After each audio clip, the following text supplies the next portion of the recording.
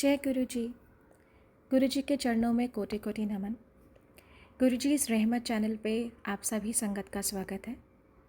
इस चैनल के माध्यम से हम सभी संगत के सत्संग को साझा करते हैं। जिस रूप में सत्संग भेज जाते हैं उसी रूप में कोशिश रहती है कि सत्संग आप सभी संगत तक पहुँचाए जाएं। आप सभी संगत जो भी सत्संग को साझा करना चाहते हैं वो डिस्क्रिप्शन में मेंशन व्हाट्सएप नंबर पे ऑडियो या लिखित रूप से भेज सकते हैं या जीमेल आईडी पे भी भेज सकते हैं।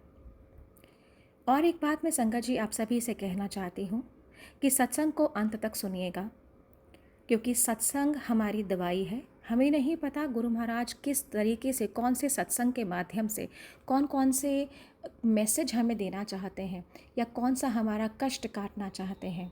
तो सत्संग को चाहे वो कितना ही बड़ा क्यों ना हो, कोशिश कीजिए कि उसको पूरा सुनिए, क्योंकि वो सत्संग में ही हमारी ब्लेसिंग्स है।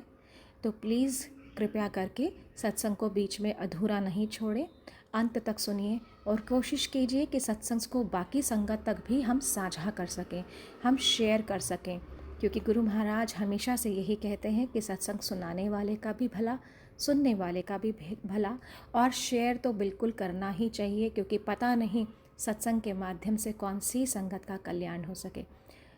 जय गुरु जी, शुक्राना गुरु जी। जय गुरु जी, शुक्राना गुरु जी। संगत जी आज बहुत प्यारा सत्संग हम सुनेंगे, जो कि गुरु महाराज की पुरानी संगत में से एक हैं, नरेश गुप्ता अंकल। और देखिए कैसे गुरु महाराज ने उनकी आंटी को, किरण आंटी को लाइफ बख्शी, और गुरु महाराज की कृपा से संगत आंटी को, जिनकी लाइफ डॉक्टर्स ने बिल्कुल क्लेम कर दी थी कि सिर्फ 10 मिनट बाकी हैं और उसके बाद इनकी लाइफ नहीं है, लेकिन जहाँ गुरु महाराज होते हैं तो सब कुछ पॉसिबल है, कुछ भी इम्पॉसिबल नहीं है।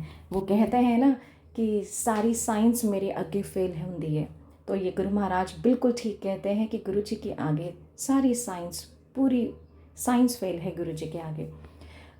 तो चलिए सुनते हैं नरेश गुप्ता अंकल का सत्संग। जय गुरु जी, शुक्राना गुरु जी। संकट जी, एक बार की बात है, सन 2005 की बात है। मेरी वाइफ को डेंगू हो गया था। दिवाली का दिन था। मतलब आपको ये है सन 2005 में दिवाली से 2 दिन पहले मेरी वाइफ को बुखार हुआ। तो मैंने पहले अपने घर के पास ही कोई डॉक्टर था, उसका इलाज कराया। उसके समझ में नहीं आया तो उसने रेफर कर दिया, एक बड़े हॉस्पिटल ले जाओ। मैं फिर यहीं एक कृष्णा हॉस्पिटल था हमारे फरूक नगर में, वहां लेके गया। जब वहां लेके गया तो छोटी दिवाली थी उस दिन। तब मैंने उसको दिखाया तो उसने कहा कि कोई नहीं, बुखार है। उन्होंने इलाज किया अपने हिसाब से, पूरे दिन रखा। पूरे दिन रखने के बाद मैं जब उसके पास वहां रूम में गया, उसके प्राइवेट रूम में ले रखा था हमने, तो मैं उसके पास गया तो किरण मुझसे बोलती है, मेरी वाइफ, मेरी आंटी, कि मुझे सुबह से लेकर अब तक बाथरूम नहीं आया है और डॉक्टर को मैं 2-4 बार बोल चुकी हूँ पर ये सुन नहीं रहे इस बात को। मैं उनके पास गया, मैंने कहा डॉक्टर साहब ये जो शिकायत कर रही है, वो डॉक्टर ने नहीं, ऐसा कुछ नहीं है, वो है गर्मी का टाइम है। मतलब उसने मेरी बात को भी आई में कर गया, और वो बात अपने पैसे को चक्कर में उसने मुझे क्लियर नहीं करा कि इसको डेंगू हो गया। दूसरे दिन, बड़ी दिवाली के दिन सुबह मुझे 8 बजे कहता है कि सर मैंने रात को जो रिपोर्ट ली है, इसको डेंगू हो गया है और ये मेरे हाथ से बाहर हो गया है, प्लीज आप इसको लेके जाओ, किसी बड़े हॉस्पिटल में ले जाओ, आप फटाफट ले जाओ, कुछ भी हो सकता है। यानी उसने मुझे इतना घबरा दिया कि मैं आपको बता नहीं सकता। ना मेरे पास गाड़ी उन दौरान, ना मेरे पास कोई साधन। छोटे से कस्बे में मैंने गाड़ी देखी, गाड़ी बड़ी दिवाली थी, इस वजह से कोई मिली नहीं। मैंने किसी दोस्त को फोन किया, वो दोस्त गाड़ी लेके आया। इधर मैंने अपने छोटे भाई को फोन किया, वो भी अपनी गाड़ी लेके आया। यानी हम गुड़गांव में, मैंने अपने दोस्त की गाड़ी छोड़ दी, अपने छोटे भाई के साथ में गुड़गांव में उनको बिठा के सीधा मैक्स हॉस्पिटल नोएडा लेके गया। जब मैं वहां लेके गया, डॉक्टर ने उसको इमरजेंसी में देखा और देखते ही वो डॉक्टर बोलते हैं कि आप किसको लेके आए।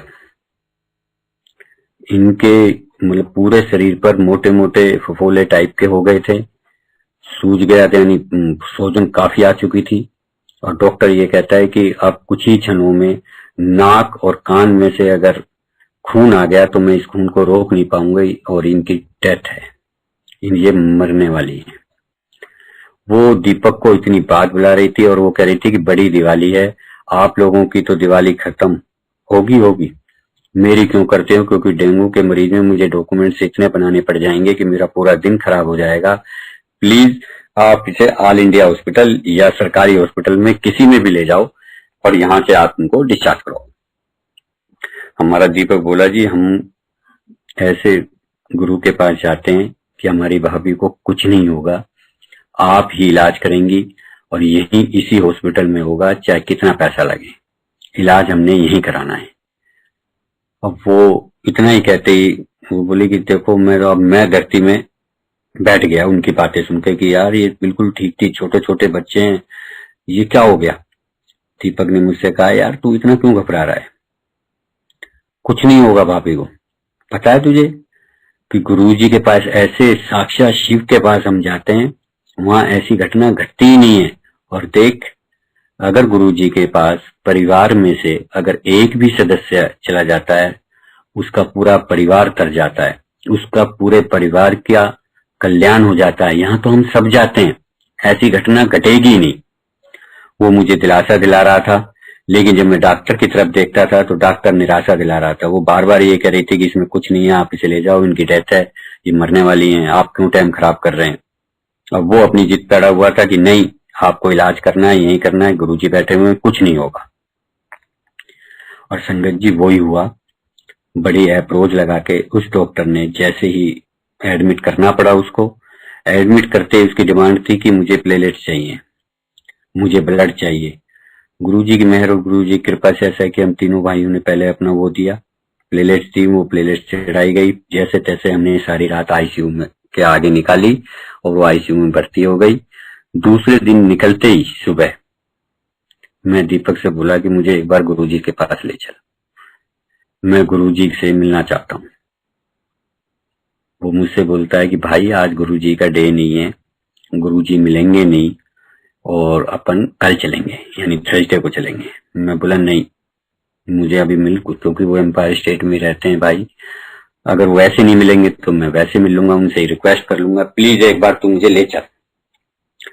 वो अपने वादे पे था तो उसने कहा, देख मैं तेरे साथ चल सकता हूँ, लेकिन मैं अंदर नहीं जाऊंगा, गाड़ी लेके चलूंगा एम्पायर स्टेट के अंदर से, अकेला तुझे जाना होगा, मैं नहीं जाऊंगा, क्योंकि मुझे पता है कि गुरुजी आज नहीं मिलेंगे। मैंने कहा ठीक है, आप बाहर, तुम बाहर खड़े रहना, मैं अंदर चला जाऊंगा। वो मुझे गाड़ी में बिठा के लेके गया। मैं वहां गुरुजी के पास जब गया, सुबह का टाइम था, 10-11 बजे का। मैंने जैसे ही गेट खोला, गेट खोलते ही अंदर से एक सेवादार आया, बोला हाँ अंकल बोलो। मैंने कहा मुझे गुरुजी से मिलना है। बोला अंकल गुरुजी तो अभी नहीं है, गुरुजी तो कल मिलेंगे। मैंने कहा नहीं, मुझे पता है, मैं आता हूँ, मुझे ये भी पता है, लेकिन मुझे, मेरे साथ ऐसी घटना घटी हुई है कि मुझे गुरुजी से मिलना ही है। और मैं रोने लगा आंटी। संगत जी, जब मैं वहां रोने लगा और मैं वहीं बैठ गया जो एम्पायर की सीढ़ी के पास, तो वो अंकल गए अंदर, 5 मिनट में वापस आते हैं और मुझसे पूछते हैं क्या हुआ अंकल, क्या बात है, क्यों मिलना चाहते हैं। मैंने कहा मेरी वाइफ हॉस्पिटल में एडमिट है, डॉक्टर ने जवाब दे रखा है डेंगू हुआ है, और इस बारे में मैं गुरुजी से बात करने आया। और संगत जी, वो अंदर गया सेवादार, मेरे लिए चाय प्रसाद, मेरे लिए चपाती और सब्जी। अंकल आप चाय प्रसाद लो, ये लंगर प्रसाद खाओ। और देखो गुरुजी कहते हैं कल आना, और कभी भी अरदास लगानी हो तो बड़े मंदिर जाया करो। ये बात मुझे सन 2005 में जब गुरुजी साक्षात थे तब मुझे गुरुजी के आदेश हुआ था कि कभी कोई अरदास लगानी है तो बड़े मंदिर जाया करो, और बड़े मंदिर जाके वहां लंगर प्रसाद लो, चाय प्रसाद लो, सब ठीक हो जाएगा। और उन्होंने मुझसे कहा, जब ये बात मुझे बोली और मैंने चाय प्रसाद लिया, लंगर प्रसाद लिया, और मैं वहां से लेके मैं बाहर आ गया। बाहर दीपक खड़ा था, दीपक ने क्या हुआ, मैंने कहा मैंने वो बोला मैं तो तेरे से भाई पहले कह रहा था गुरुजी कल मिलेंगे। और हम अपनी गाड़ी में बैठ के आ गए। हॉस्पिटल आए, डॉक्टर से पूछा, डॉक्टर ने कहा जैसी स्थिति है वैसी ही स्थिति बनी हुई है, ना घट रही है ना बढ़ रही है, वैसी है। मैंने कहा गुरुजी बैठे हुए हैं, कुछ नहीं होगा। दूसरे दिन जैसे ही, अब हम तो ये सोच रहे थे कब थर्सडे आए, कब 6 बजे, कब गुरुजी का दरबार खुले, कब मैं जाके गुरुजी से मिलूं, इसी छटपटाहट के साथ। दूसरे दिन हुआ, मैं 6 बजे जाके सही मंदिर में एम्पायर स्टेट गेट के आगे बैठ गया। और जैसे ही गेट खुला, क्योंकि जब गुरुजी पहले वैसे आते थे, तो मैंने गुरुजी के दर्शन किए। गुरुजी 2 मिनट वहां बैठे, मैं भी बैठा, और गुरुजी अंदर अपने रूम में गए।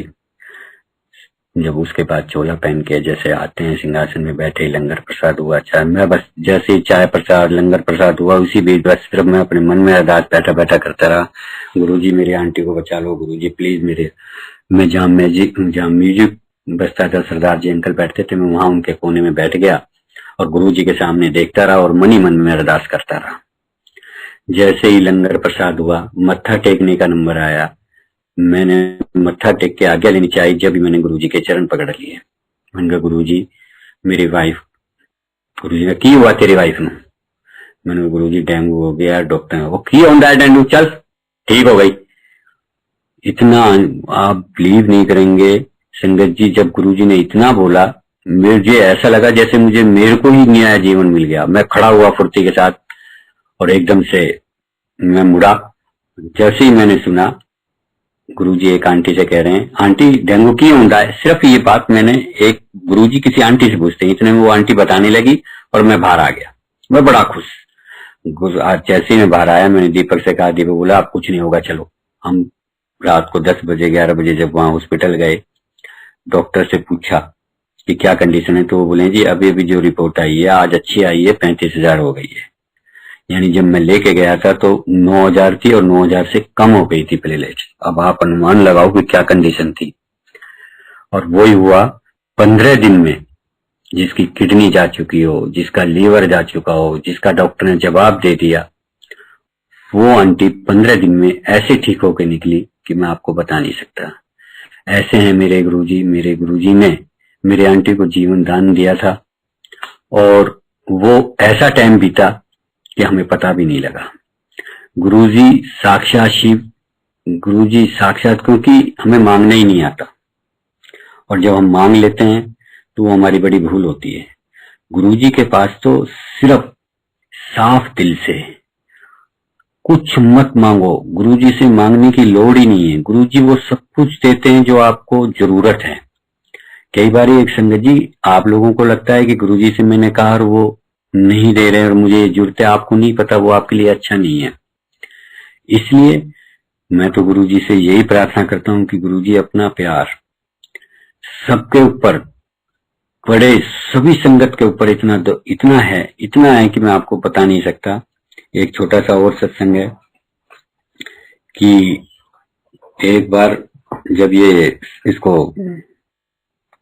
वो क्या कहते हैं डेंगू हो गया, तो डॉक्टर ने हमसे कहा कि इनका शुगर जो है वो बार बार हर 3 महीने के बाद आप चेक कराते रहना, क्योंकि इनको जो ब्लड चढ़ा है उसकी वजह से इनको शुगर की प्रॉब्लम हो चुकी है और इनको शुगर चेक करते रहना। मैंने कहा डॉक्टर साहब ठीक है।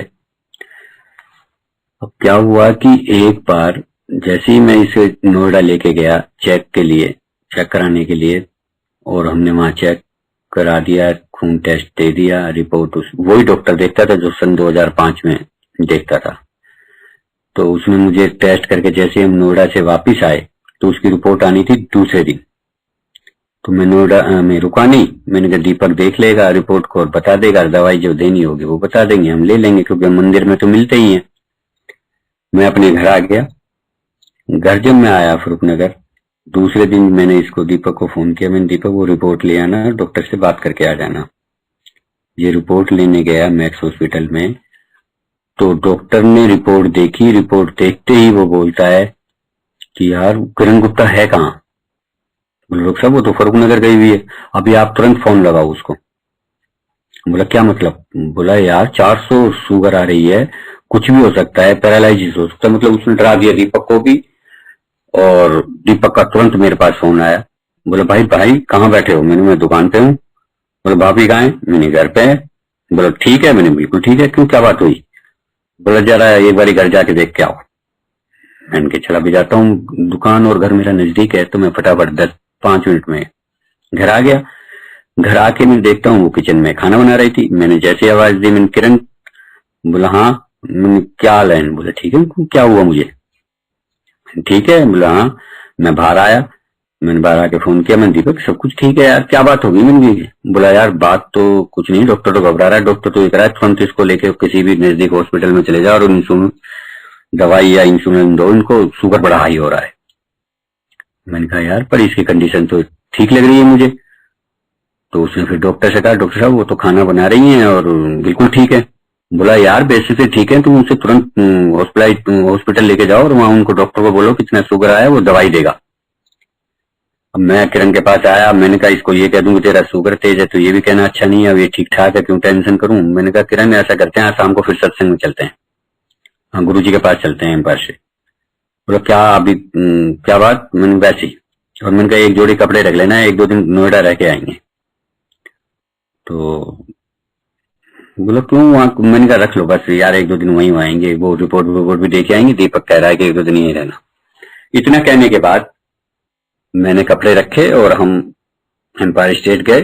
दीपक मेरे से बोलता है यार तू हॉस्पिटल ही नहीं लेके गया, डॉक्टर कह रहा था। मैंने कहा यार क्या जरूरत है, ये बैठे तो हैं हमारे डॉक्टर बड़े, यहाँ लंगर खाएंगे ठीक हो जाएंगे, तू टेंशन क्यों ले रहा है? अब वो मेरे आगे कुछ बोला नहीं। हमने एम्पायर स्टेट गए, वहां गुरुजी के पास देखा मैंने लंगर। लंगर में क्या, खीर, आलू की सब्जी, लड्डू, बोला सारा मीठा भी इतना। अब मुझे तो पता और दीपक को भी पता। अब मैं दीपक की तरफ देखूं, दीपक मेरी तरफ देखे, लेकिन हम गुरुजी की तरफ देखे। मैंने कहा बैठे हैं ना हमारे दाता, और हमने बड़ा अच्छे तरीके से खाया। ना मैंने उसको रोका कि तू मत खा तेरे शुगर है, ना मैंने उसको बताया संगत जी कि तेरे शुगर बहुत ज्यादा है। और वो कर आके हमने लंगर लिया, गुरुजी से मत्था टेका और अपने सीधे हम उसकी गाड़ी में बैठे।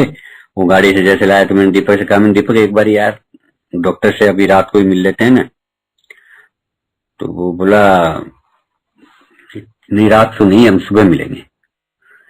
दूसरे दिन संगत जी हम जाते हैं डॉक्टर के पास, नीचे में पर्ची कटवाता हूँ किरण गुप्ता के नाम से।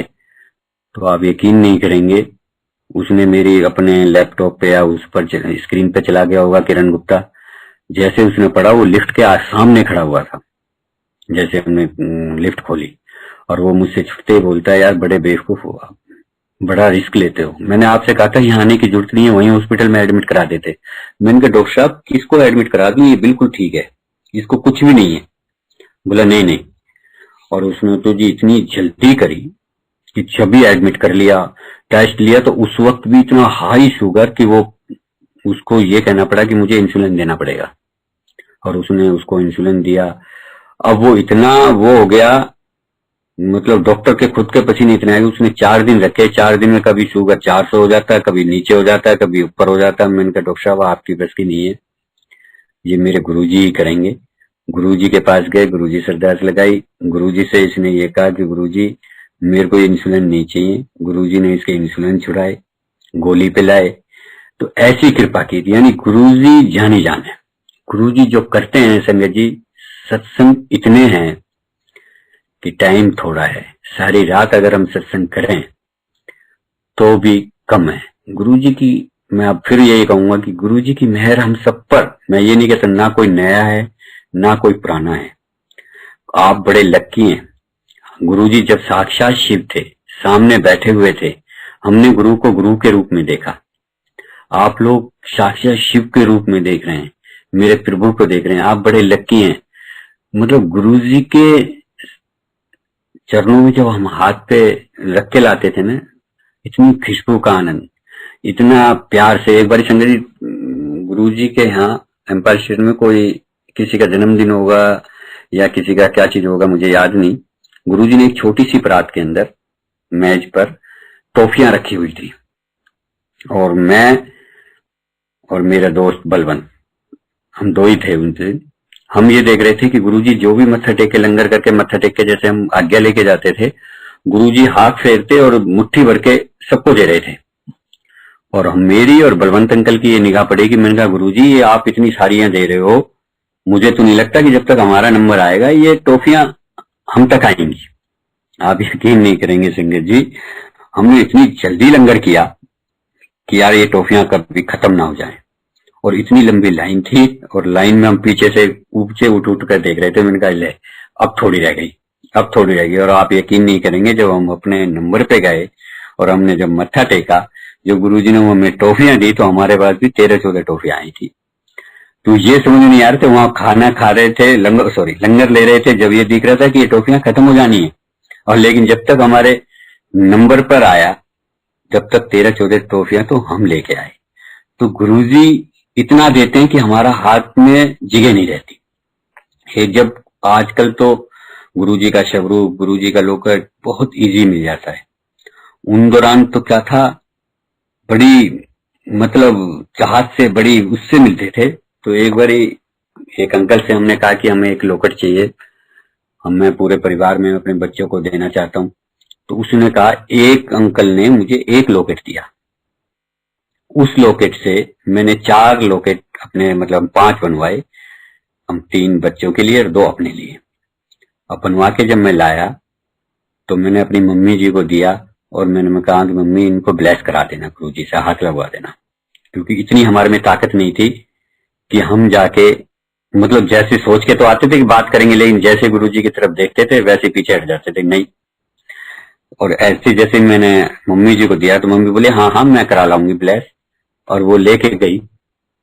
जैसे ही वो लेके गई और वो उल्टी ले आए, वो बोले मेरे तो हिम्मत नहीं हुई, आप तुम नरेश खुद ही करा ले। अब मैंने अपने हाथ में मुट्ठी में वो 5 लॉकेट रख रखे थे, और मैं मत्था टेकने के लिए जैसे ही लाइन में लग रहा था, तो मैंने सोचा यार हिम्मत तो मेरी भी नहीं कि गुरुजी आप इनको ब्लेस कर दो, इतना मैं कह नहीं सकता। तो मैंने सोचा मैं तो जब चरणों के हाथ लगाता हूँ, चरणों के लगा दूंगा, ब्लेस हो जाएंगे। ये मैं मन में सोच रहा था। इतने में जब गुरुजी के पास गया, जानी जान है ना गुरुजी, तो उन्हें तो पता था इसके मन में क्या चल रहा है। और उन्होंने छुट्टे में से की है, मैंने गुरुजी लॉकेट ला दे मैंने। और गुरुजी ने वो लॉकेट अपने हाथ में लिए और पकड़ा और 5 उंडे मुझे दे दिए, मतलब जब हाथ के हाथ मुझे दे दिए। तो ऐसे हैं गुरुजी संगत जी। गुरुजी जब अपना आप देने पे आते हैं, तुम्हारे मन में मैं बार बार यही कहूंगा कि गुरुजी के बड़े मंदिर में जाओ। बड़े मंदिर की जो ब्लेसिंग है, गुरुजी ने एक बड़े मंदिर में इतनी ब्लेसिंग दी हुई है कि हमारी लेने वालों पास जगह नहीं है। देता बहुत, गुरुजी देते बहुत है, पर हम ले नहीं सकते। तो इसलिए संगत जी मेरी हाथ जोड़कर ये विनती है, बड़े मंदिर जाओ, लंगर प्रसाद लो, कोई बिचौलिया नहीं, डायरेक्ट गुरुजी से मिलो, कोई किसी से बात मत करो। 2 घंटे गुरुजी हमें देते हैं, इन 2 घंटे में गुरुजी और आपके बीच में कोई नहीं होना चाहिए, सिर्फ गुरुजी और आप। कोई बिचौलिया नहीं, कोई नया नहीं, कोई पुराना नहीं, गुरुजी गुरुजी, सिर्फ गुरुजी ही है। जय गुरुजी। गुरुजी के श्री चरणों में मेरा प्रणाम। थैंक यू गुरुजी। जय गुरुजी, शुक्राना गुरुजी। संगत जी, ये सत्संग आज नरेश अंकल का सत्संग हमने सुना, और देखिए किस तरीके से गुरु महाराज ने कृपा कराई, और किरण आंटी को, जिनको गुरु महाराज ने ब्लेस किया, नई ज़िंदगी बख्शी, जिनको डॉक्टर्स ने बिल्कुल जवाब दे दिया था, और उनके अंकल को कहा था कि सिर्फ 10 मिनट बचे हैं इनकी ज़िंदगी में, इनमें कुछ भी नहीं है, क्योंकि प्लेटलेट्स बिल्कुल गिर चुके थे और उनकी आइज़ में ब्लड उतर चुका था। डॉक्टर्स भी केस लेने से घबरा रहे थे कि जब कुछ है ही नहीं तो हम इनके अंदर क्या करें। लेकिन संपूर्ण आस्था गुरु महाराज में, फुल सरेंडर अंकल ने करा था गुरुजी को, और उनका कंप्लीट फेथ था कि जहाँ गुरुजी हैं तो वहाँ इम्पॉसिबल भी पॉसिबल हो जाता है। तो उम्मीद करती हूँ कि आज का सत्संग आप सभी संगत को पसंद आया होगा। तो सत्संग में भी हमें यही बताया गया है कि कंप्लीट सरेंडर क्या होता है, कंप्लीट फेथ क्या होता है।